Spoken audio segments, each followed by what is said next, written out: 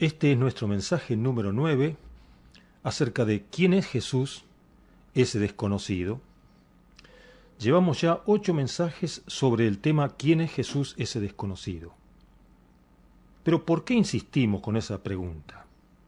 ¿Qué razón válida tenemos para llamar a Jesús ese desconocido? Es lo siguiente.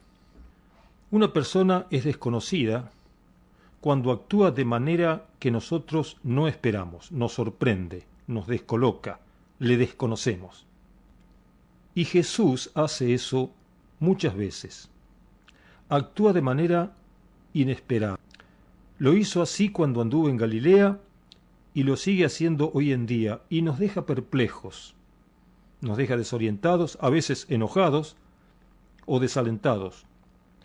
Todo es porque no le conocemos como le tendríamos que conocer. Fíjense ustedes que Jesús no pudo ser reconocido por los fariseos de su tiempo porque ellos se regían por la ley fría y Jesús les puso la gracia por encima de la ley. Los fariseos nunca entendieron que la gracia era la interpretación correcta de la ley. Y la ley sin la gracia convirtió a los fariseos en asesinos de Jesús. Mire a dónde fueron a parar, ¿no? Y así se condenaron los fariseos a sí mismos. Es que pecar contra la gracia es muchísimo más grave que pecar contra la ley. Pecar contra la ley es grave, pero pecar contra la gracia es mucho más grave. A nosotros nos puede pasar lo mismo. Si no conocemos la gracia, no se puede tener conocimiento de Jesús. Y sin conocimiento de Jesús, la gracia no puede operar en nosotros. Esto que estamos diciendo es la clave de la salvación, que es por la fe en el Señor Jesús. Si alguien no entiende, yo le diría que no pare de buscar hasta que Dios lo ilumine. Busque entender qué es la gracia. No lo va a entender todo, pero busque entender, a comprender un poco qué es la gracia. Porque nosotros somos salvados por la gracia de Dios, que es Jesús. Dejar esta lección es no interesarse en la vida eterna.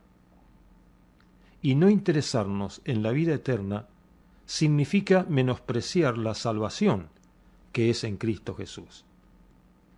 Comencemos ahora un nuevo aspecto en el conocimiento de Jesús. Este es el aspecto de la gracia. Todos tememos a la palabra desgracia, ¿no es cierto? Bueno, desgracia es falta de gracia. Y la falta de gracia, vaya la redundancia, es una desgracia. En Mateo, el capítulo 19, está la historia del joven rico.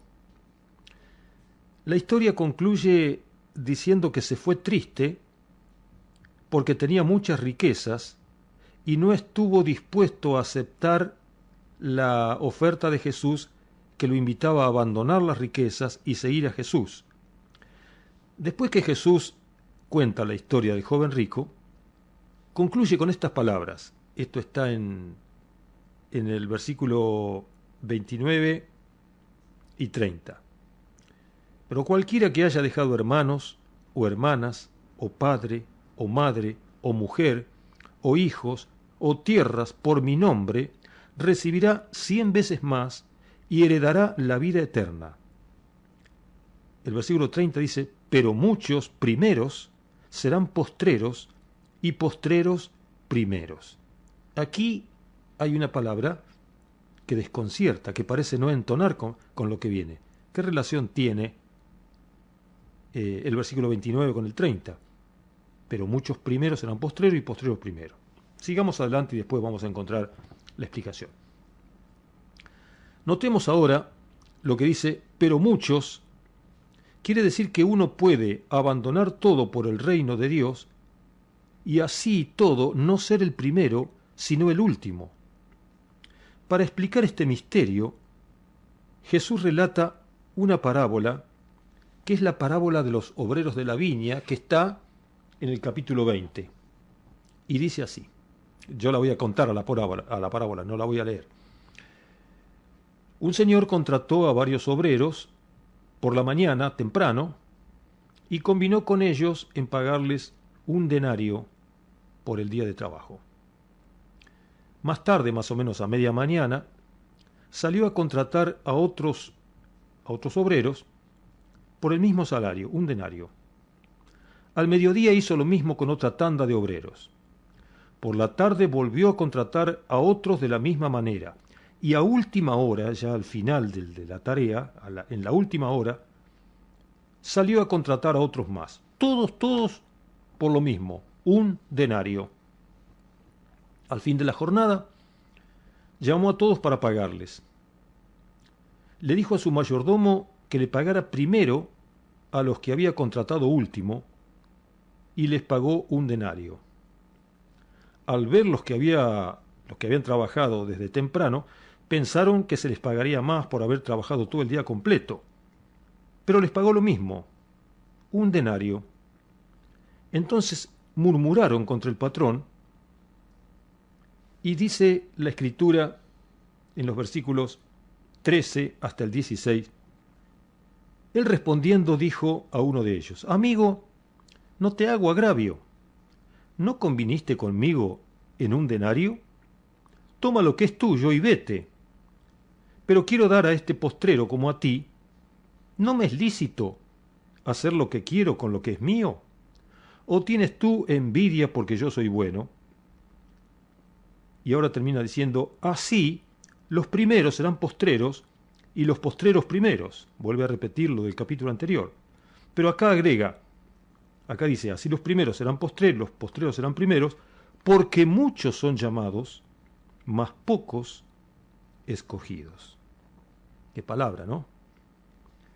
¿Cuál es el problema que tuvieron los trabajadores que trabajaron todo el día y que quedaron desconformes? Es exactamente el mismo problema que tuvo el joven rico. Esto significa falta de amor al prójimo. El joven rico debe haber reaccionado más o menos así: ¿por qué tengo que dejar mi fortuna a los que no trabajaron para conseguirla? Y los obreros de la viña: ¿por qué les pagas el mismo salario a los que no trabajaron tanto como nosotros, a los que no trabajaron todo el día? Ese es el razonamiento del que está bajo la ley. La ley produce creyentes muy estrictos, que siempre se quedan tristes. Solamente la gracia produce creyentes felices. Y felices porque se les ha llamado a participar de las bondades de trabajar para el patrón, el buen patrón, Dios. Los que fueron a trabajar desde la primera hora no gozaron del privilegio de haber sido llamados temprano para servir al Señor. De la misma manera, hay creyentes que no disfrutan haber sido llamados tempranos en la vida a servir al Señor. No han disfrutado. Son como el hijo mayor de otra parábola que contó Jesús, que no disfrutó estar en la casa del Padre y condenaba a su hermano menor porque se había apartado de la casa del Padre. Así los obreros de la viña, que fueron llamados temprano, murmuraban de las bondades del patrón. No estuvieron agradecidos del llamamiento temprano, no gozaron de haber sido llamados. Tal vez ahora podemos comprender mejor las palabras finales de Jesús. Muchos son llamados, pero pocos escogidos. Es que tal vez sean pocos los que entienden la gracia como para conocer al Señor Jesús. Y por lo tanto, Jesús continúa siendo un desconocido.